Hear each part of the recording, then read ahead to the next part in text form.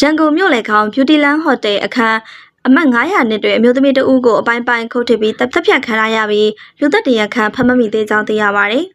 ။အော်တိုဘာလ6ရက်နေ့ကနနက်9:45မိနစ်အချိန်ကပပန်းတန်းမြို့တပေတန်းမြို့နယ်အမှတ်17ရပ်ကွက်30လမ်းအထက် Beautyland Hotel အခန်းအမှတ်900နှစ်တွင်အမျိုးသမီးတဦးကိုအပိုင်းပိုင်းခုတ်ထစ်ပြီးတပ်ဖြတ်သွားခဲ့ကြောင်းအမျိုးသမီးအပိုင်းပိုင်းဖြစ်နေသောအလောင်းများကိုအခန်းပြင်ဘက်သို့လေးအေးပေးဆက်တွင်တင်ထားကြောင်းစင်မော်တွင်အမိုက်အိတ်အပြဖြင့်ထုတ်ပိုးတင်ထားခဲ့ကြောင်းလက်ရှိချိန်ထိတရားခံကဖမ်းမမိသေးကြောင်းသိရပါတယ်။တရားခံကတော့မမိသေးပါဘူး။ကျန်တာတွေကတော့ဖြေလို့လည်းမရပါဘူးလို့ဗဘေးတန်းမြို့နယ်ရဲစခန်းကဖြေကြားခဲ့ပါတယ်။လက်တလုံးမှာတော့အသက်ခံရသူအမျိုးသမီးကိုရေးရဇဝင်ကိုလည်းစုံစမ်းနေဆဲဖြစ်ပြီးရေးမှုအတွက် CID ပါဝင်အဖွဲ့ပေါင်းစုံပူးပေါင်းဆောင်ရွက်နေရရှိကြောင်းသိရပါတယ်။ဖုန်းကြီးတွေကိုမြူဆွဲပြီးအတူအိတ်ခါညဉ့်ညမ်းဗီဒီယိုတွေကိုပို့ပြီးငွေညှစ်နေတဲ့အမျိုးသမီးအဖမ်းဆီးခံရတက်တော်ကြီးတဲ့ဗုဒ္ဓဘာသာဖုန်းတော်ကြီးတွေကိုဖျားယောင်းသွေးဆောင်ပြီးသူတို့ရဲ့ပုံရိပ်တွေကိုဖွင့်ချမယ်လို့ချင်းချောက်ကငွေညှစ်ခဲ့တယ်လို့ဆွဆွဲခံရတဲ့အသက်30အရွယ်အမျိုးသမီးတဦးကိုထိုင်းရဲတပ်ဖွဲ့ဝင်တွေကဖမ်းဆီးသွားခဲ့ပါတယ်။ဒီရှုပ်တော်ပုံတွေကြောင့်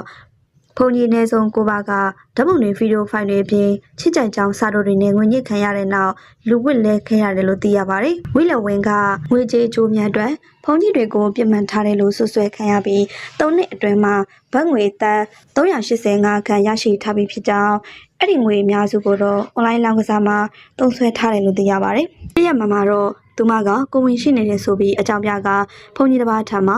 ဘတ်ငွေ9တန်းကျော်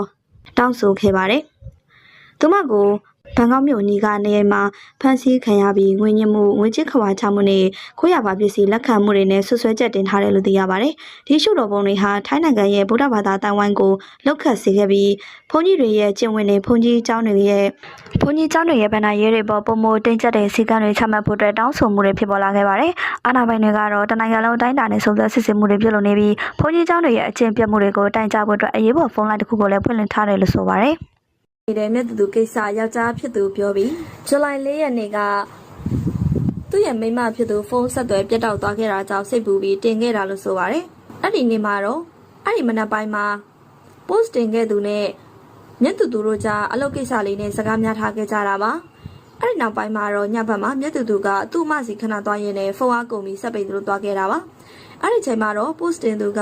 ချစ်သူစိတ်ဆိုးပြီးရောက်သွားတယ်လို့ထင်တယ်လို့စိတ်ပူပန်နေကြပြီးလူမှုကွန်ရက်ပေါ်မှာရေးတင်ခဲ့တာရှင်းပြပြောဆိုခဲ့ပါတယ်။ဒါပေမဲ့လည်း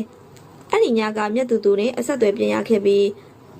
အခုဆိုရင်တော့ဘေးနားမှာအမြဲတူရှိနေပြီဖြစ်ကြောင်းပြောပြလာခဲ့ပါတယ်။ဆက်ဖွဲ့ဝဲတစ်ခုရှိနေတာကြောင့်လူတွေရဲ့အာယုံစိုက်မှုကိုရှာတယ်လို့မျိုးမဖြစ်ရအောင်ဒီကိစ္စနဲ့ပတ်သက်ပြီးဘာမှထပ်မပြောနေခဲ့တော့ပဲနှုတ်ဆက်လို့နေခဲ့တာပါ။စစ်ပူအောင်လုပ်မိခဲ့တဲ့အတွက်လည်းမိသားစုများနဲ့တကွာပြည်သက်အားလုံးကိုပါတောင်းပန်ပါတယ်ဆိုပြီးတော့ပြန်လည်ပြောကြားခဲ့ပါတယ်။စစ်ပူပေးကြတဲ့သူတွေကိုလည်းအထူးကိုကျေးဇူးတင်ပါတယ်။ကျေးဇူးတင်စကားလည်းပြောပြလာ